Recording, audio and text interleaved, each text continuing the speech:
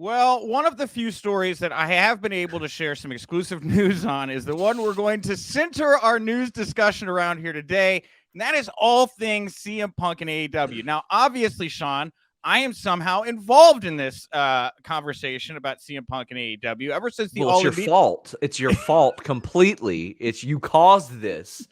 You sound like the bag guy at the grocery store I go to who said that to my face as I'm checking out at the grocery store. Hey man, what's it like to kill AEW? Oh, I don't know. What's it like to bag my butter and milk? I mean, come on, experiences, should have bruh. looked at him and said, "I bought your house with this butter and milk." That's what you should have done.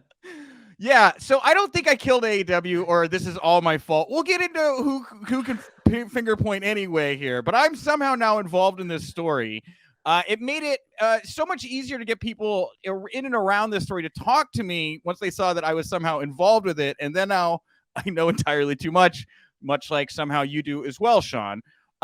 So yeah, does it feel like you're watching a different show than other wrestling fans? Because I don't even feel like when I'm watching things happen in the ring now, like I can't, like whatever Tony Khan is trying to do, I'm not watching the same show as what he's booking or what people are watching. Does it feel like that to you? Well, I'm not sure what you mean there, but like in what sense? Like watching a different show?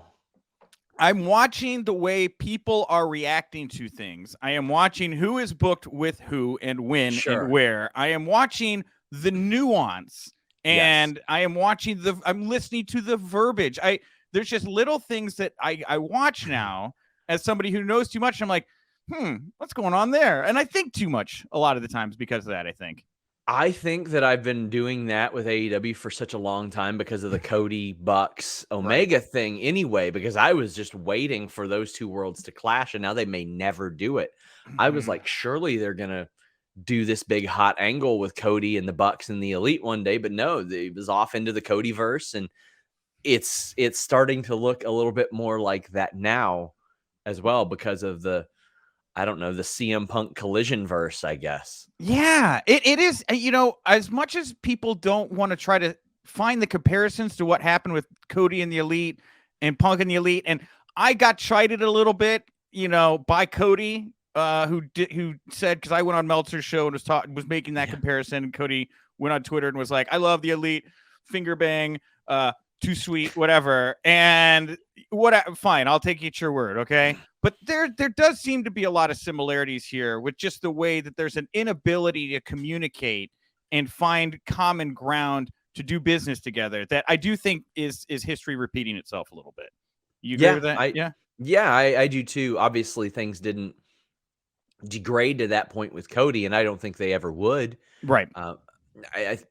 And that's not a shot at Punk or anybody like that, but also I feel like Cody handles things so much differently, right, than a CM Punk. He's much more calculated, and the buttoned up suit Cody that we see on TV is more reflective of his personality outside of the screen than what we would see out of a CM Punk in that sense. Like he resembled probably an EVP in appearance and backstage demeanor more than anybody. So I didn't expect him to ever handle it like that. And I think what I've learned is that the Bucks and Omega are very satisfied just not really talking about their issues with people if they can avoid it, contrary to what CM Punk may believe. But I felt like there was always something like that bubbling up, and it would appear on screen because the money just made too much sense for it. And now I look at this situation, I'm like, wow, we've got a similar situation that did blow up, and we have no idea if it'll actually bubble over on screen or not.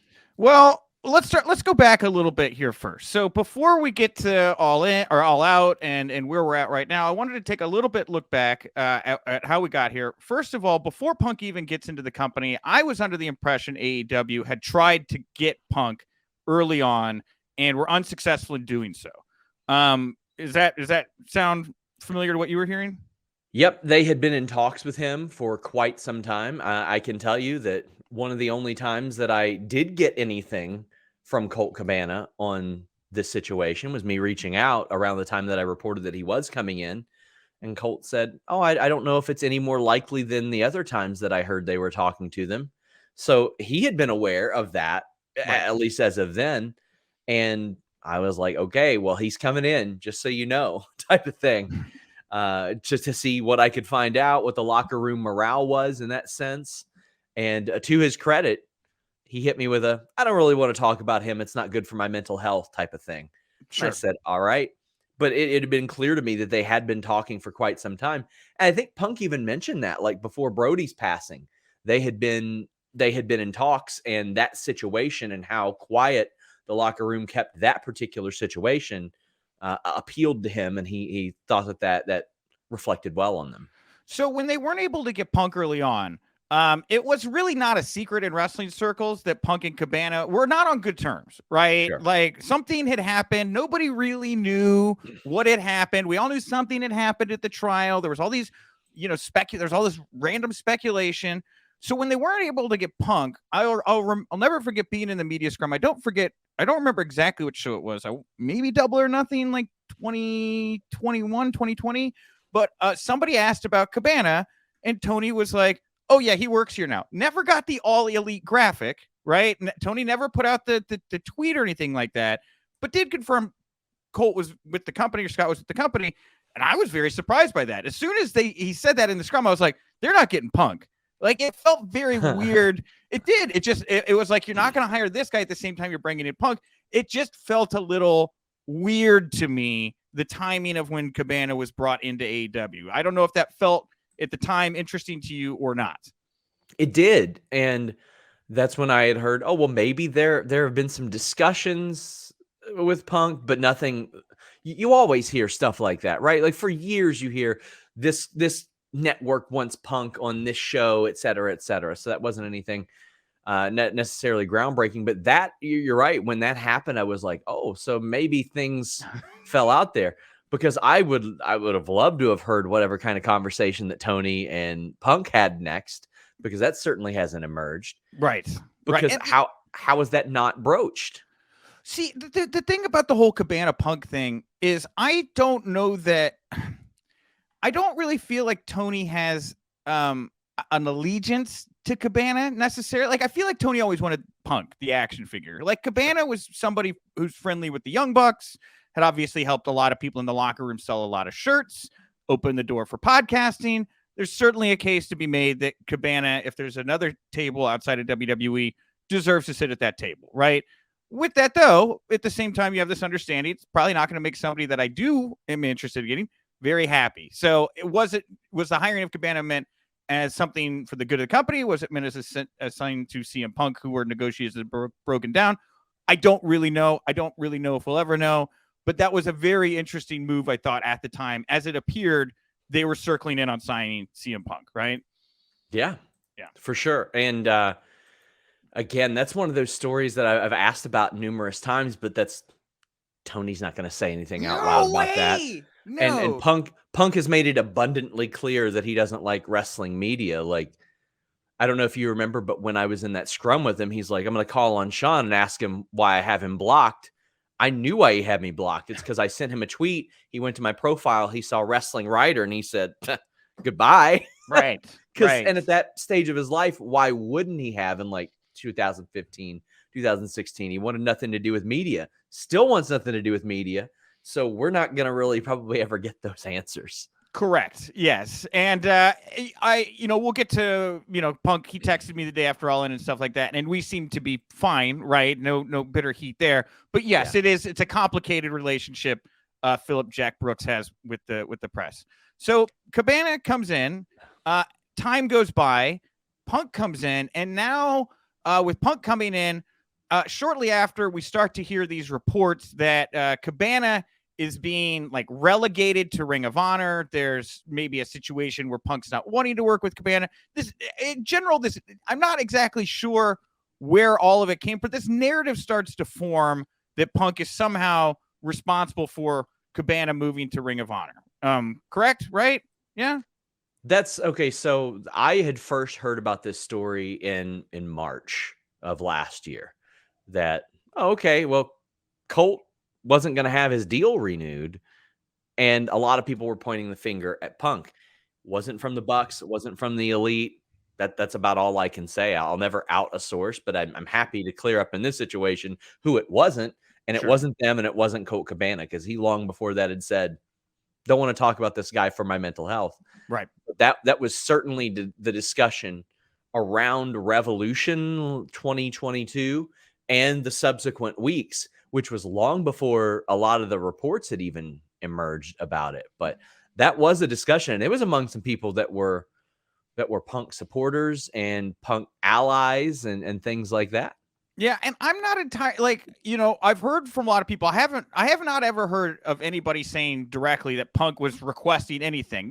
What Sure. it felt like to more, because again, Tony, we don't really know Tony's motives with Cabana here, right? Why he brought him in, why he pushed, allowed him to be pushed away when Punk came in. What is Cabana just this tool that is used to dictate when things are good and bad with CM Punk? That's kind of like one of the things I wonder about here. Like if Tony knows like Punk and Cabana don't get along, well, Punk doesn't need to tell me to not have this guy. I'll just do it for him. I'll just move him of my own volition. And I think that there may have been a conflagration. I think I butchered that word. I don't even know what I'm saying. But anyway, I think a confluence. There was a confluence of things that came together at the same time and got misconstrued, I think, at certain points as Punk directives versus things that I think Tony may have been doing independently. I don't know if that's a fair statement to make or not. How do you feel about that? Yeah, I mean, I certainly can't assume that situation, but that's the feeling that I got. Right. And I had never necessarily heard that Punk pushed for it. Right. I heard, except for some real big detractors in the company that I think maybe cooked up that scenario in their own head, and I would never have sourced them anyway or used them as a source. But it was always they did, or this is what Tony did, likely to appease him without him even needing to say that, which is why there's that plausible deniability associated with that. Because from what I had heard, it was just a don't talk about me, I won't talk about you type of situation. Correct. Yeah, and I had heard there's like something where Punk had asked to be on separate flights from Cabana or something, just so they don't have to awkwardly sit in like airport lounges. I don't know if that's 100% true or not, but I don't know if that was misinterpreted. Something I don't even think of. It's because like nobody except for like Alex Zane on occasion flies out of the same airports as me. Like I never see people that I see at these shows there. So of course, why wouldn't he want that? Now that I think about that, that is just something that has never even hit my brain waves. So again, I'm just kind of spitballing out loud. A lot of things I heard at the time around this situation that were making people feel a certain way, right? And again, I was under the impression was you don't talk about me, I don't talk about you, kind of thing. We're not looking to get any direct heat, but moves are being made that are being interpreted, and this narrative starts to come along that somehow CM Punk is like holding Colt Cabana backstage. So then we get to this promo when Hangman Page and CM Punk are feuding, and Hangman takes this narrative that has been fermenting against CM Punk, and without Punk's express consent or knowledge, decides to bring it into the story here. And that's where things start to kind of, I think, spill over a little bit. I think that's where the dam starts to break. You agree? Yeah, and I got mixed feelings about that one too, because CM Punk of all people has problems with bringing up, real life scenarios and edgy lines and all that. Sure. And when I heard that line, I didn't even think about that initially. And I think a lot of wrestling fans didn't, but that did cause a lot of friction. And that's why I keep telling people this whole situation is about perception. CM Punk was upset about how things were perceived to be that he says weren't the case. Correct. And now we are inching up to the all-in media scrum, because you're right. This is where, from what I've gathered, the trust started to deteriorate between both sides, because it may not, you might just say, oh, that's a stiff line, Punk should have thicker skin. But, again, the narrative that's being crafted here that Punk is a problem, Punk is bad for Cabana's mental health, Punk is doing all these horrible things. It's a narrative, right? And he's not really, he's trying to stand there and do his best to be professional. But when you can't trust that somebody's not going to skewer you like that, or maybe has actual animus in their heart towards you, then you got to go in a wrestling ring and you got to put your body on the line and trust this person with all this weirdness going around. And I think that's where Punk started to get into his head, and things started to, like magnets, going against each other. The trust was just not there, right? Yeah. There was a big lack of trust there. I can tell you that the Punk wasn't happy. He had went to AEW management about the Hangman line and wanted something done about it. Was not satisfied with that result. We saw the very awkward call out on TV that people swore up and down we were getting worked about with Hangman, and then things just bubbled over. Of course, we didn't know about the injury and all that booking. I don't want to minimize the injury.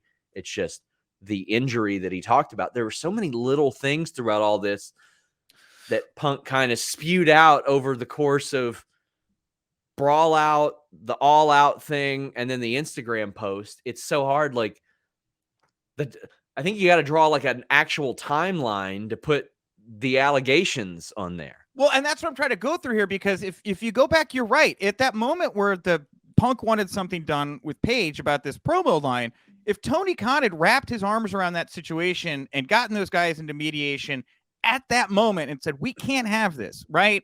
This could have all been averted, but it does not sound like that happened. Time goes on, situation's unresolved. Now Punk's in a place where backstage, it would seem, divisions are getting worse because there's nothing on the surface to tell me things are getting better, right?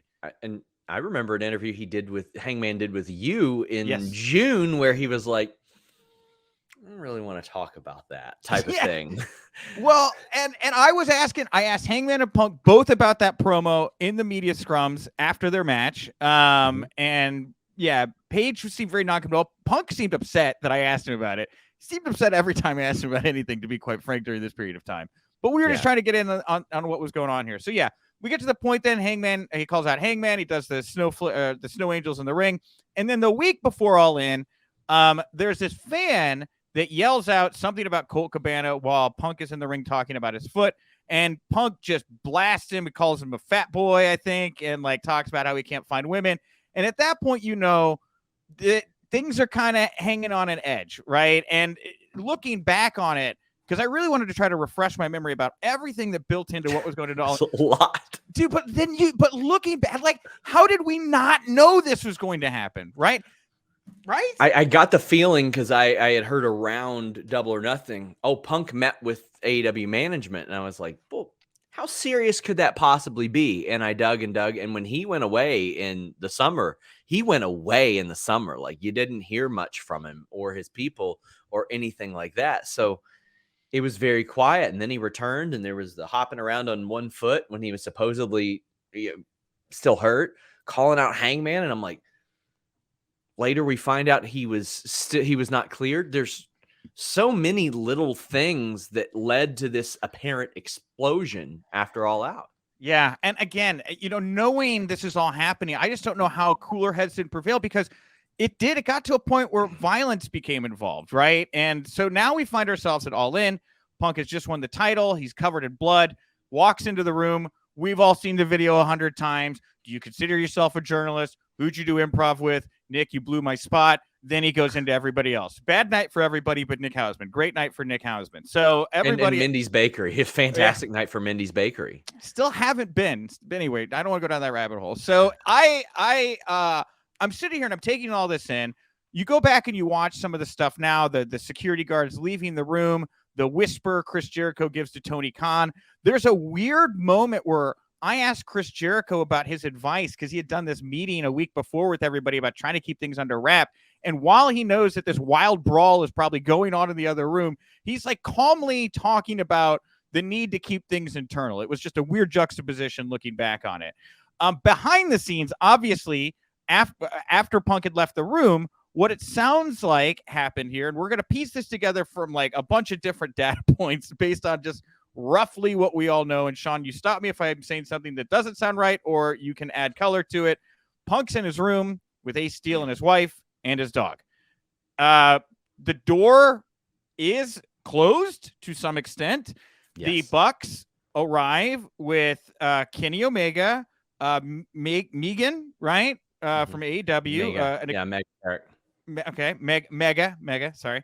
And it sounds like Nakazawa's with them and Brandon Cutler is with them. So you have 5 guys and an AEW executive, correct? And possibly at some point, Christopher Daniels is around the situation as well. Okay. And then I know there were other people kind of in the periphery. It sounds like MJF escaped at some point and others just got out of the way. But those were the people involved. So, you have Punk and Ace, and then again, let's just look at what's going on here. Punk and Ace in a room, bunch of people who are pissed off at Punk come into the room. Sounds like somewhat aggressively, depending on the level of aggressiveness. We're not sure. As I reported, Punk's dog, at some point, what I was told was the level of aggression entering the room matched the aggression in the scrum, is what I was told. Okay, so something verbal becomes physical, right? And I don't understand how there's an AEW executive there, like walking these guys to the room. I don't understand that, right? So these guys come in with this aggression.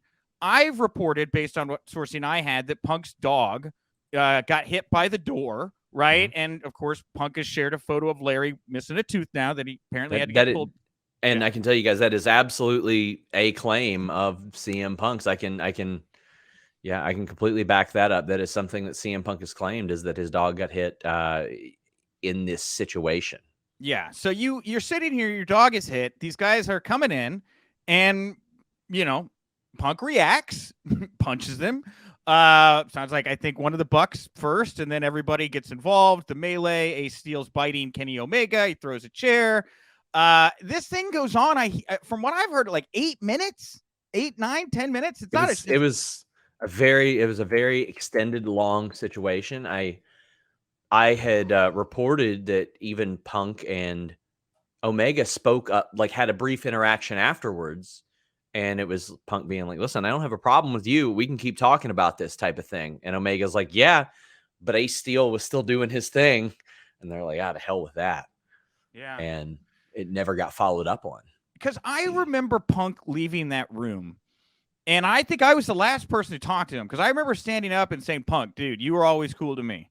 Because I felt bad that he had misconstrued all of my questioning as like an attack on him, when I just trying to figure out what's going on here. Why is everybody so pissed off with each other, right? You're serving the consumer. You're trying to find out what your audience wants to know about. Yes, and look, I've been on the Punk Cabana beat. This is not my first rodeo. I covered their trial. I did improv with Scott, and Punk would sit in the back with the WWE. Did you? Yeah, I know. That's news. You see this poster? You see this improv poster on my wall back here? That's Cabana on it right there. He's on my wall. Oh, man. Punk would sit in the back row with the WWE Championship and watch me. It was fucking wild. Anyway, so it's not my first rodeo. I know there's something there. It's just like I'm trying to figure out what's going on. Hopefully calling things out so that people can resolve whatever's going on and we don't have this weirdness, because nobody deserves to live in this, right? So this fight falls out. The Bucks, Omega suspended. Was Punk suspended, or was anybody suspended? I think the word suspension here is being thrown around in a very dubious way. There were a lot of people suspended. MJF was not suspended because not only did he not physically touch anybody, he got the hell out of the way. Right. Was like, no good can come of this.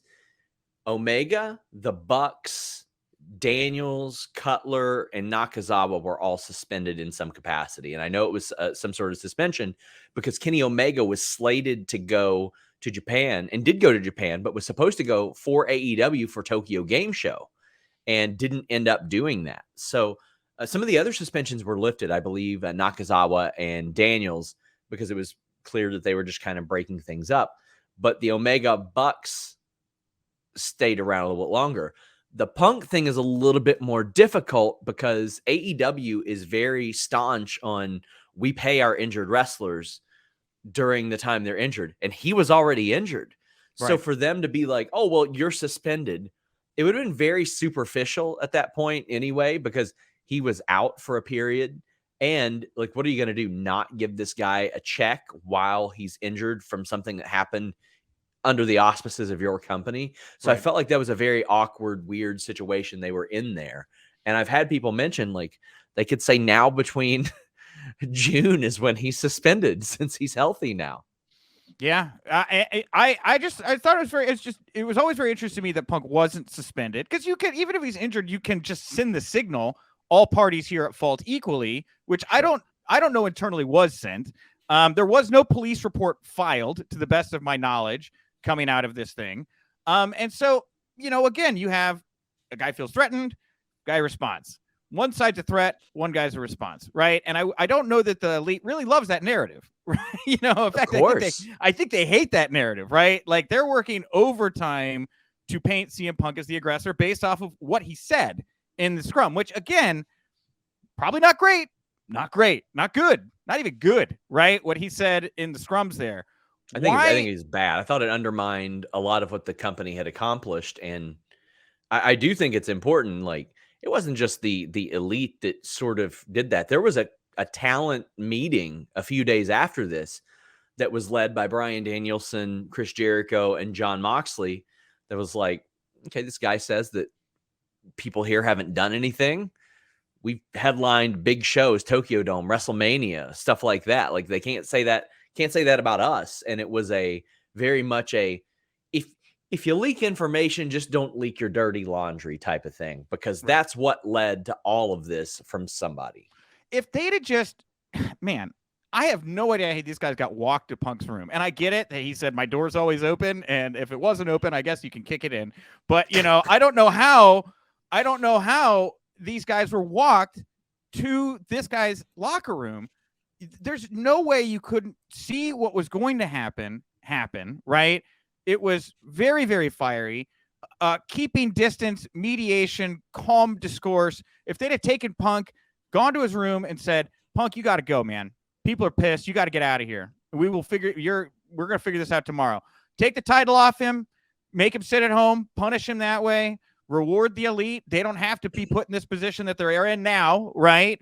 And it's just a shame to me that the things were allowed to play out the way they did. And you got Jericho yelling, you're a cancer at Punk, and all this stuff. And it just becomes a total mess. So now we find ourselves. I also want to be transparent about this. Have I talked to Chris Jericho in the past? Yes, I have, but completely no sold on the CM Punk situation. Did not contribute to those stories. It was other people that had told me about that Jericho line, actually.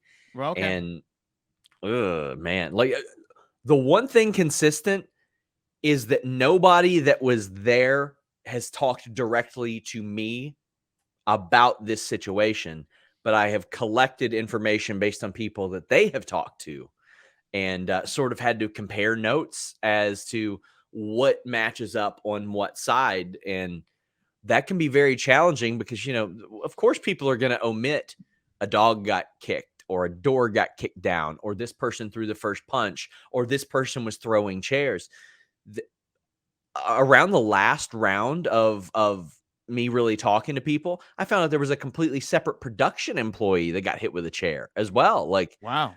So there was a lot to that. And I don't think we will ever fully know the scope of what happened unless they get into a room and do a podcast, which it's kind of funny, Nick. A podcast, a tell-all podcast, started the whole thing with Colt Cabana and CM Punk. What I think is the greatest podcast in wrestling history. Sure. Those two launched all of this years ago.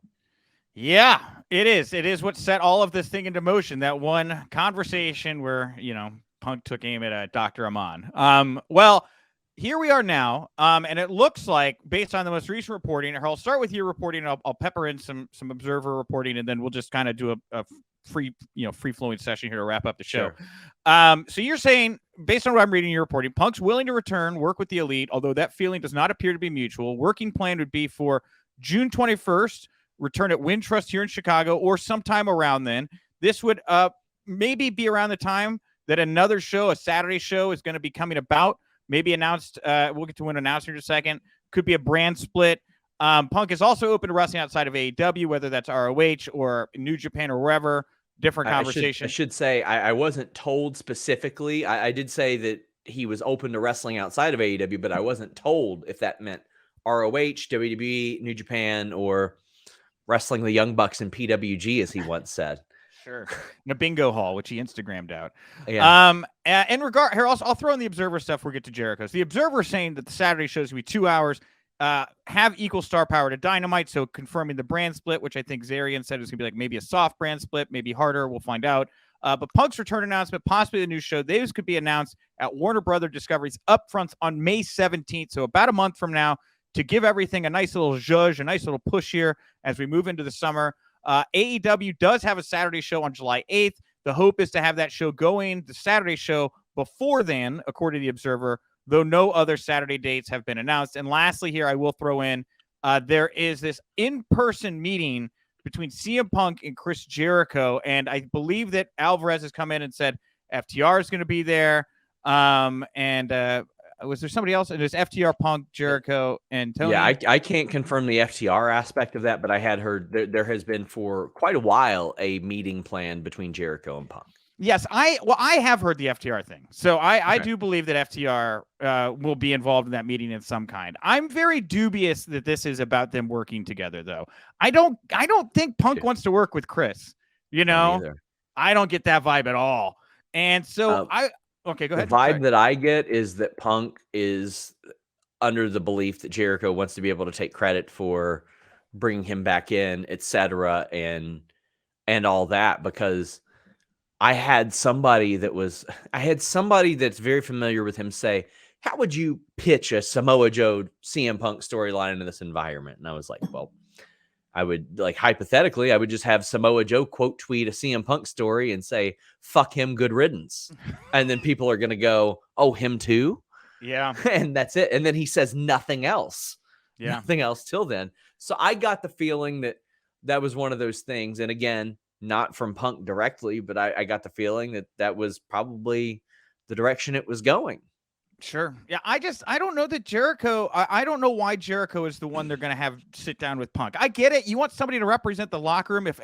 If Tony feels the locker room needs to be represented in that conversation, which is the only reason I could think Jericho would be there. I just don't think he's the right guy to send that message to Punk. I don't know, man. I'm interested to see how that meeting plays out. It's 50-50 to me that it goes well. I had heard that Punk had been open to talking to everybody, but I don't know. I can't say specifically how the Elite would have responded to that or did respond to that, because I think there's a very important note that people forget about.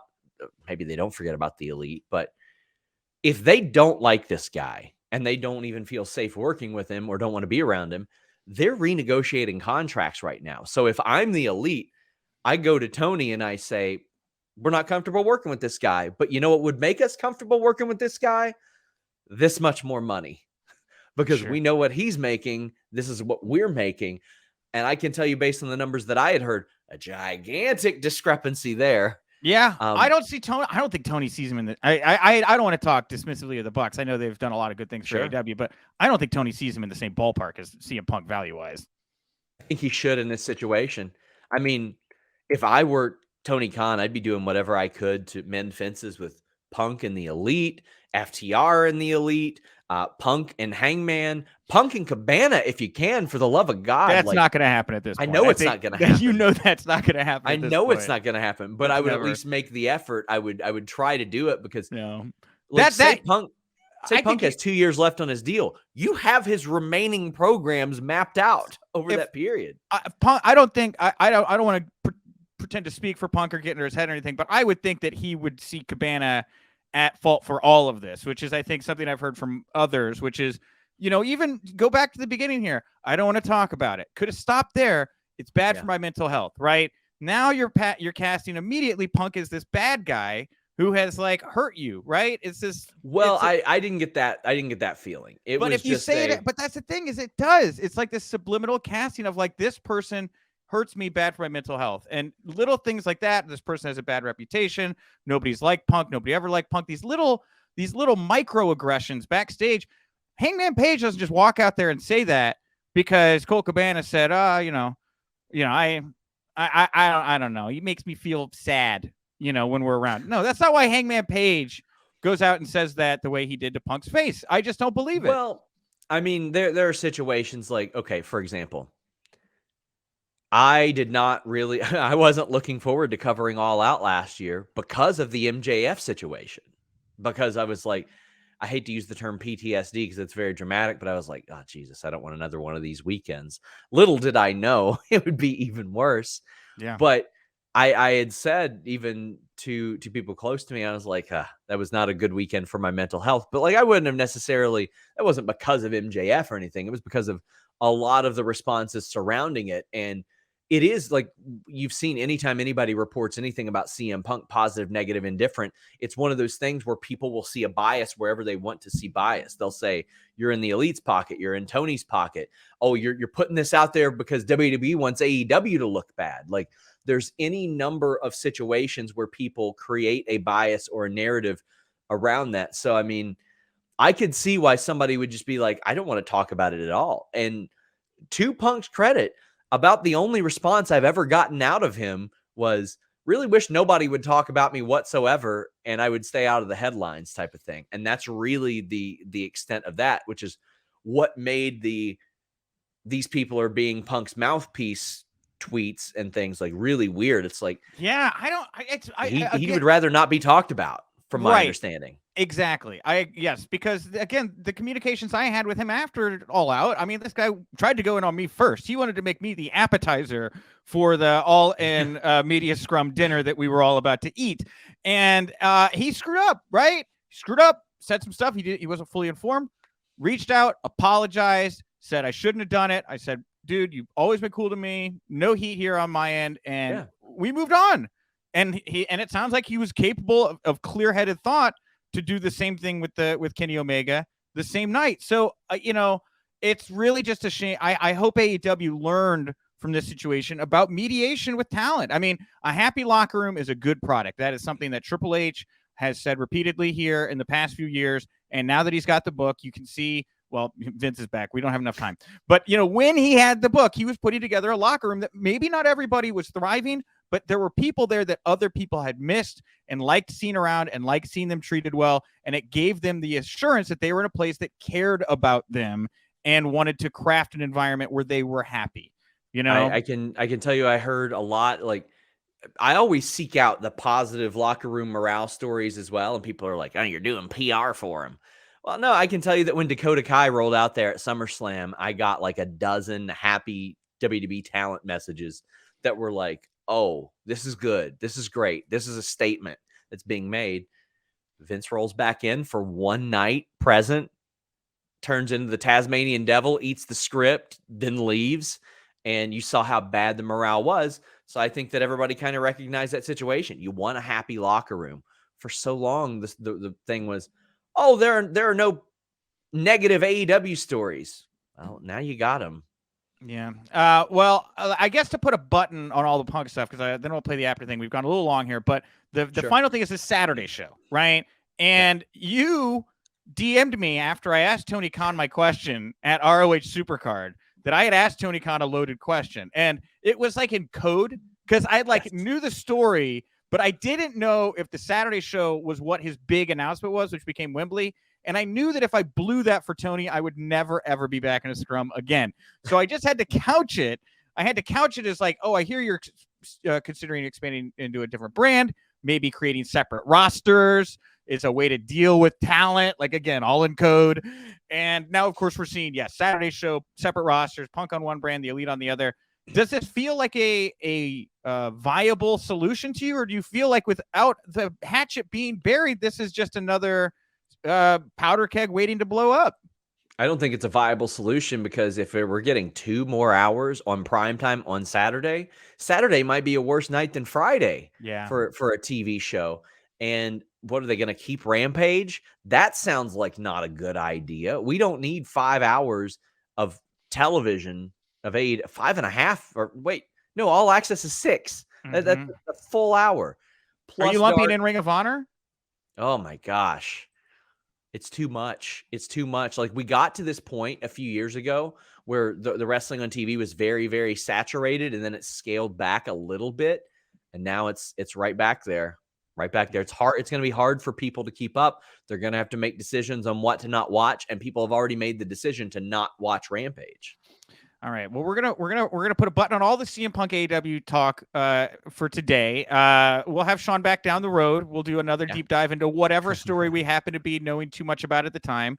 But right now, we're gonna wrap the show up with a clip from my exclusive interview with Bill Apter. We're gonna end on a high note here. We're gonna have a great time with Bill Apter. The full interview, 7 a.m. Eastern tomorrow in the House of Wrestling podcast feed. But please, I hope you all You used to really play the enjoy this. Catskill Mountains, right? Yes. You used to Catskill comedy? Well, no, it wasn't comedy. I was with a group of 4 people. We sang, and it was a musical review. It was about an hour and 15 minutes. We sang, we did some comedy, but it wasn't joke type of comedy. It was comedy songs, like a long, long time ago, as everyone would know, as Adam sat beneath the apple tree, the angels came, they say, and took one rib away and made a woman out of it for Adam's company. I had an x-ray taken and my doctor said to me that I had one rib missing from my anatomy. Oh, I want my rib. That's comedy songs we did back then. Were they eating ribs while you sang about the ribs? No, they were all kosher places. They couldn't do that. You can have beef ribs, right? But what's that? You can have beef ribs, can't you? You can, I guess so. I'm not kosher, so it doesn't matter. I love that guy. He's the best. Oh my goodness. All right. I'm glad we could end on a laugh here today. Thank you, Bill Apter. Sean, what do you want to plug, promote, put over here before we wrap it up today? Just FightfulSelect.com if you want to support the work that we do, the exclusive reporting that we do. It's $5 a month. We got like 40 plus podcasts over there as well. I'm here talking about saturation of content. Well, buddy, we are fully saturated over at Fightful. So come check us out. Yeah, and we're saturated here too. We're working our way towards it. Hell yeah. Twice a week, noon Eastern, right here on Premier Streaming Network. Tuesday, Thursday, noon Eastern. You can find us here, House of Wrestling. Today we had Sean. On Thursday, we're going to be joined by Premier Streaming Network's own Josh Chernoff. We're going to find out more about what does Freddie Prinze Jr. joining Premier Streaming Network actually mean for the brand. A lot of new shows have come on board since the announcement, so we're going to talk about that a bit more, and we're going to dive into more of the stories we didn't get to talk about here today with Sean, other big pro wrestling news stories. Again, the Bill Apter Chat, 7 a.m. Eastern tomorrow on the House of Wrestling podcast feed, and check out the YouTube channel. Thank you all so much for coming into House of Wrestling today. Have a great rest of your day, and come back anytime.